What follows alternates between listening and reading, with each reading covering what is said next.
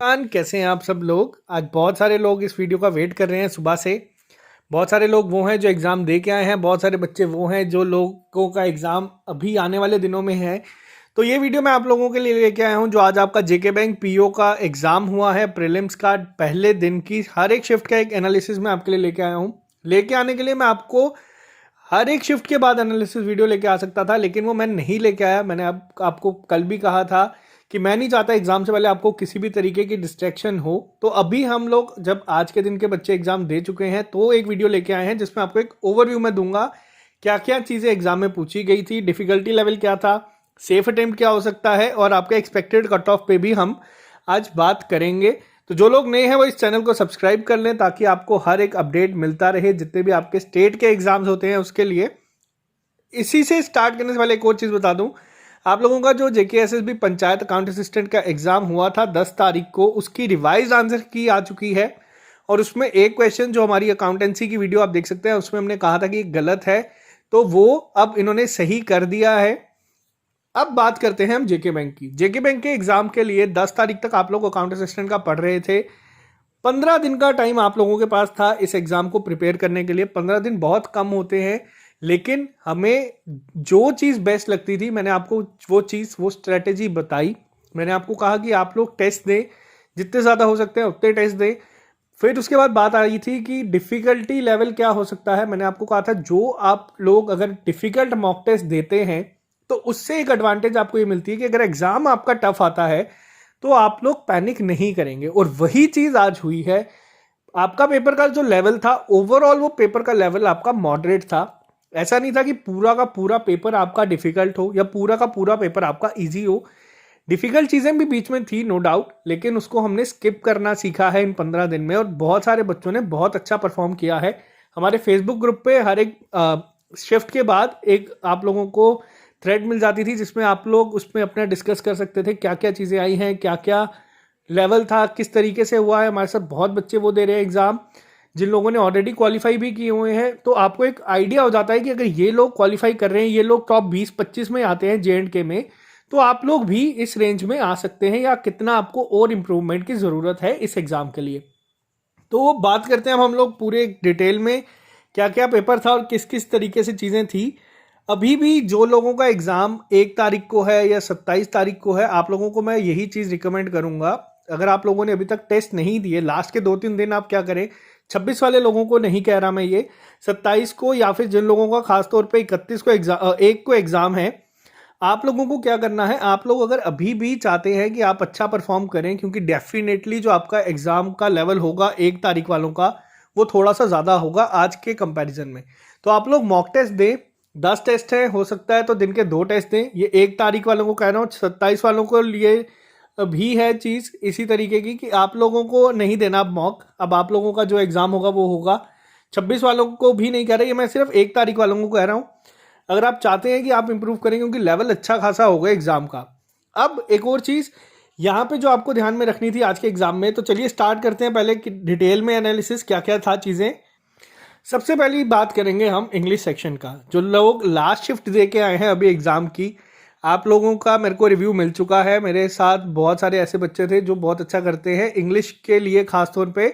उन लोगों ने भी बताया कि जो आज की लास्ट शिफ्ट थी, ऑब्वियस सी बात है, जो जैसे जैसे आपकी शिफ्ट बढ़ती जाएगी वैसे वैसे आपका डिफ़िकल्टी लेवल भी थोड़ा सा बढ़ता जाता है। ये नेचुरल है एग्ज़ाम में।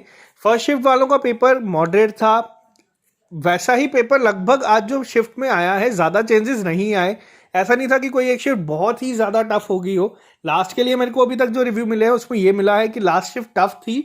इंग्लिश सेक्शन की अगर मैं बात करूं खास तौर पे, तो लास्ट शिफ्ट में जो पैसेज आया था वो काफ़ी बड़ा था। उसके बाद ये पैसेज जो बड़े थे वो हर एक शिफ्ट में आए, लेकिन आपको इस तरीके का पैसेज पूछा गया था रीडिंग कंप्रीहेंशन कि आपको पढ़ना पड़ रहा था बार बार। ऐसा नहीं है कि आपको सीधा जाके मिल जाएगा। तो ये चीज़ें हम लोगों ने देखी, टेस्ट में भी सेम ऐसी ही थी। दूसरी चीज़ यहाँ पे अब जो इंग्लिश सेक्शन में थी, ऐसा नहीं था कि पूरी की पूरी सेक्शन बहुत टफ आई है। बीच में क्वेश्चंस जो मैंने आपको कहा था 10 से 15 मार्क्स के ऐसे थे कि इजीली डुएबल है। आप लोगों को बस ध्यान से पढ़ना है हर एक चीज़ को।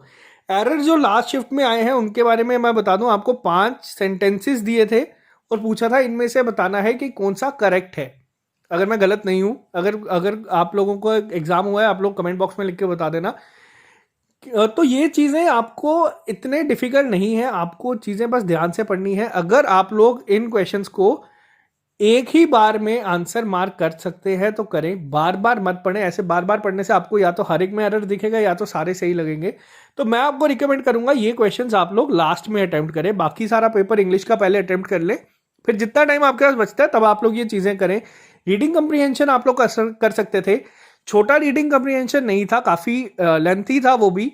तो इंग्लिश सेक्शन आपकी मॉडरेट लेवल की थी, अगर कोई चीज़ें टफ थी तो आपकी कुछ चीज़ें इजी भी आई हुई थी, जिसको हर कोई अच्छे से स्कोर कर सकता है। जिस लोगों ने भी प्रैक्टिस की है वो अच्छे से इनको परफॉर्म कर सकते हैं। बात करते हैं अब हम लोग यहाँ पे दूसरी सेक्शन की, क्वांटिटेटिव एप्टीट्यूड। क्वांटिटेटिव एप्टीट्यूड का जो रिव्यू मिले थे आज सुबह से, उसमें ये सुनने को आया था कि ये काफ़ी कैलकुलेटिव है। कैलकुलेटिव का मतलब ये नहीं है कि आप लोगों को मतलब बहुत ही बड़ी बड़ी अप्रॉक्सीमेशन या बहुत ही बड़ी बड़ी सिंप्लीफिकेशन दी है। जो आपको पेपर में पूछी गई थी चीज़ें, दो तरह की आपको डीआई दी थी, उसके अलावा एक आपको केसलेट डीआई आई थी एग्जाम में। केसलेट डीआई के लिए मैं आपको बस यही कहूँगा, ये डीआई आप लोग कोशिश करें कि आप लोग अगर बहुत प्रैक्टिस है आपकी क्वांट में तो आप लोग अपने अकॉर्डिंग इसको कर सकते हैं। ज़रूरी नहीं है कि हर बार ये बहुत टफ आती है, लेकिन ज़रूरी नहीं है कि हर बार ये बहुत ईजी आती है। बेटर ये रहेगा कि आप पहले डीआई को कर ले, क्वाड्रेटिक इक्वेशन अगर आपके शिफ्ट में आई है उसको अटेम्प्ट कर ले, नंबर सीरीज को कर ले। अब जिन लोगों की शिफ्ट में आज नंबर सीरीज आई है रॉन्ग वाली, या जिन लोगों की नंबर शिफ्ट की ये नंबर सीरीज की वजह से शिफ्ट में कम अटेम्प्ट हुए हैं, तो आप लोगों को मैं एक और चीज़ बता दूं, आपको पैनिक करने की ज़रूरत नहीं है। ये आप लोगों का जो पेपर है इसमें नॉर्मलाइजेशन होती है। अगर आपकी शिफ्ट में आपको लगता है चीज़ें टफ आई हैं, आपको मार्क्स मिल जाएंगे, आपको घबराने की ज़रूरत इसमें नहीं है। क्योंकि जिसमें मिसिंग है, अगर कोई बच्चे वहाँ पे 4 से 5 कर रहे हैं रॉन्ग में, अगर आप लोग 2 से 3 कर रहे हैं, तो ये कहीं ना कहीं बैलेंस हो जाता है। इसी के साथ कई शिफ्ट में आज ऐसा हुआ अप्रॉक्सीमेशन सिंप्लीफिकेशन नहीं आई।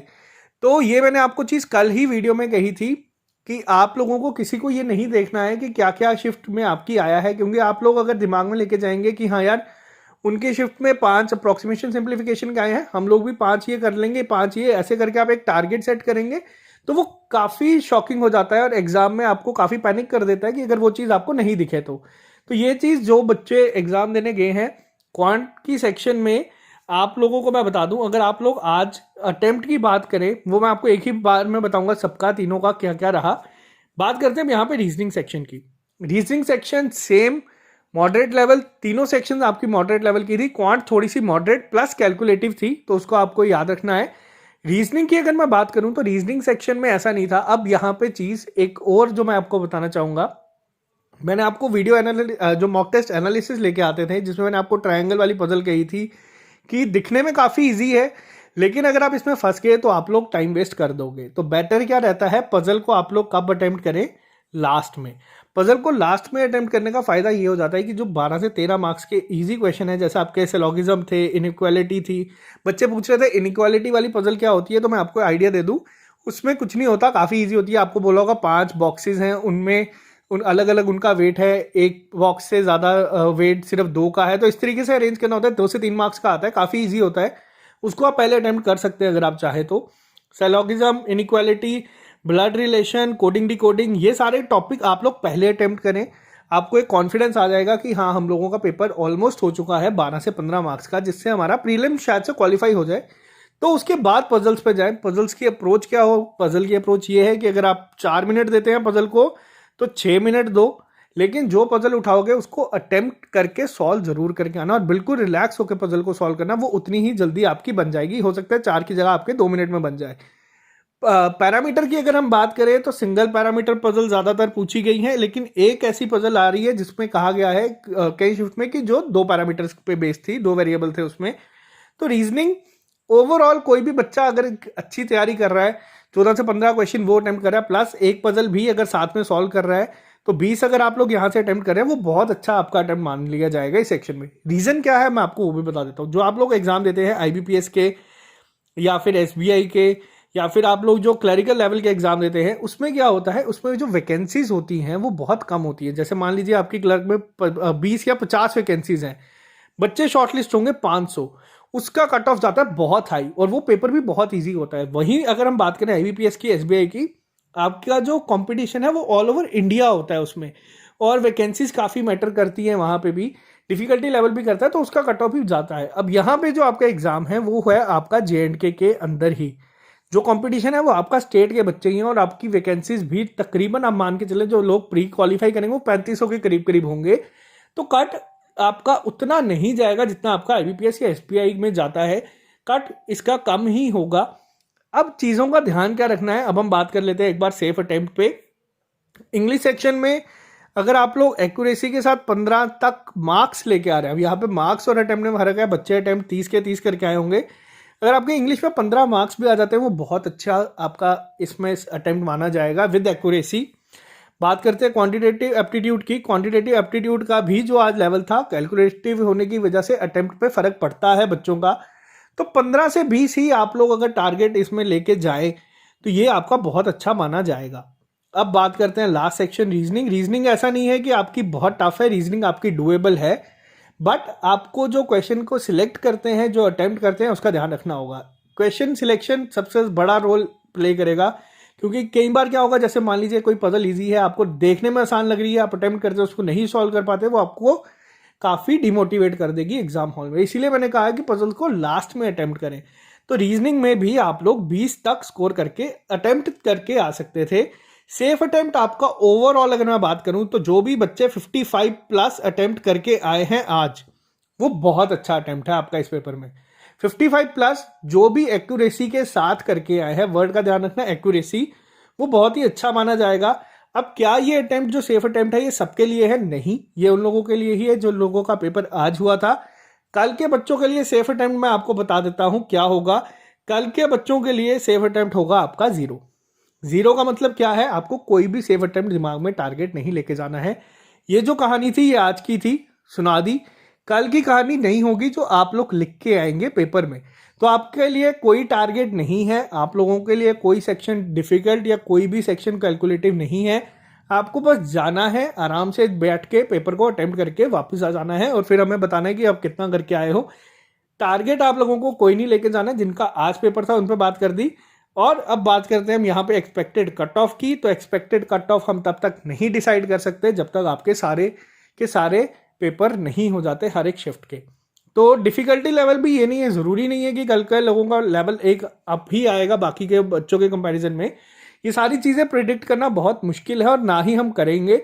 आपको बस पेपर दे के आ जाना है। जिन लोगों का पेपर लेट है उन लोगों को मैं बोलूँगा अगर आपके मॉक टेस्ट 2 से 3 बचे हैं तो आप लोग दे दें। जिनका पेपर कल है यानी कि 26 तारीख को है वो लोग मॉक टेस्ट नहीं देंगे अभी के लिए। आप लोग बस अपना एडमिट कार्ड देख लें। आप लोगों ने एडमिट कार्ड अपना डाउनलोड कर लिया है, ID प्रूफ देख लें, फोटोग्राफ चिपका लें, सैनिटाइजर ले लें अपने साथ, और अपने साथ पानी की बोतल ज़रूर कैरी करें जो भी एग्ज़ाम देने जा रहा है। क्योंकि कई बार आप जब जल्दी पहुंच जाते हैं या वेट करना पड़ता है, पानी नहीं मिलता, तो उससे भी काफ़ी फर्क पड़ता है। तो पानी कोई भी बच्चा ना भूले, पानी अपने साथ लेके सब लोग जाएं।